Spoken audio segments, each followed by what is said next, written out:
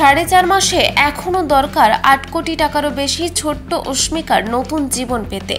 নদিয়া রানাঘাটের ছোট্ট অস্মিকা রোগে আক্রান্ত। তাকে এই রোগ থেকে মুক্তি পেতে প্রয়োজন 16 কোটি টাকা। বর্তমান ছোট্ট অস্মিকার বয়স 13 মাস 12 দিন। এখনো পর্যন্ত বিভিন্ন স্বেচ্ছাসেবী সংগঠন থেকে শুরু করে বিভিন্ন মানুষের আর্থিক সহযোগিতায় 60 কোটি 63 লক্ষ টাকা সঞ্চয় হয়েছে।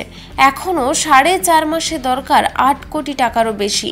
এবার রানাঘাটের অস্মিকার পাশে অর্থ সাহায্য করতে এগিয়ে এলেন অভিনেত্রী পায়েল সরকার। এদিন পরিবারের সাথে দেখা করে নিজের ব্যক্তিগত অর্থ ও স্বেচ্ছাসেবী সংগঠনের উদ্যোগে 1 লক্ষ টাকার একটি চেক তুলে দেন পরিবারের হাতে। পাশাপাশি বেশ কিছু প্রয়োজনীয় সামগ্রী তুলে দেন। এছাড়াও একটি 6 বছরের মেয়ে সোশ্যাল মিডিয়ায় অস্মিকার বিরল রোগের কথা জানতে পেরে স্কুলের টিফিনের টাকা জমিয়ে 6,000 টাকা তুলে দিলেন মুর্শিদাবাদের বর্ষা দাস। ছোট্ট অস্মিকার এই অল্প সময়ের মধ্যে এত টাকা কিভাবে জোগাড় করবেন বুঝে উঠতে পারছেন না। তাই তার মা বাবা চাইছেন সকলেই যেন অস্মিকার পাশে অর্থ দিয়ে সাহায্য করেন। এদিন অস্মিকার মা বাবার পাশাপাশি অভিনেত্রী পায়েল সরকার রানাঘাটে অস্মিকার বাড়িতে এসে সকলকে কিছু কিছু অর্থ দিয়ে এগিয়ে আসার আহ্বান জানান।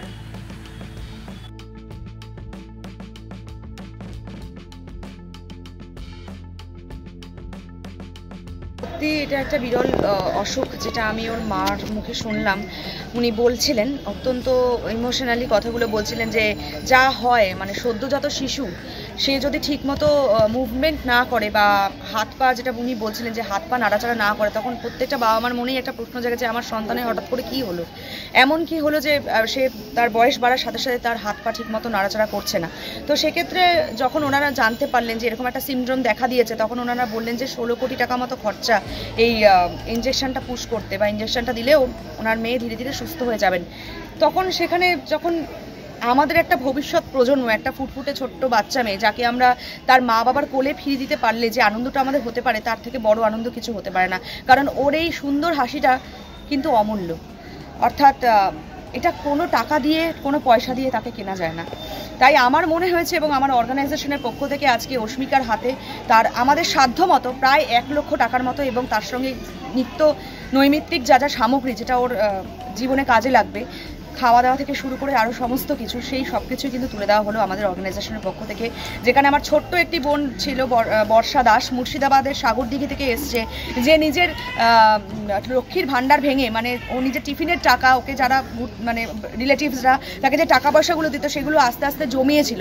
যখন সোশ্যাল মিডিয়ায় একদিন হঠাৎ করে ও গেম খেলতে খেলতে এই ছোট্ট বোনটিকে দেখে, তখন ওর বুকটা কুঁকড়ে ওঠে, ওর মন কেঁদে ওঠেছে। ওর মনে হয় যে আমার এই ছোট্ট বোনটিকে আমি ওর বাবা মার কোলে সুস্থ অবস্থায় ফিরিয়ে দেবো। সেখান থেকেও কিন্তু ও 6,000 টাকা নিজের ওই লক্ষ্মীর ভাণ্ডার ভেঙে টিফিনের পয়সা জমিয়ে সেই বাচ্চাটিকে কিন্তু ও আজকে কিন্তু ওর সুস্থ হওয়ার জন্য কিন্তু ও খরচ করার জন্য দিল।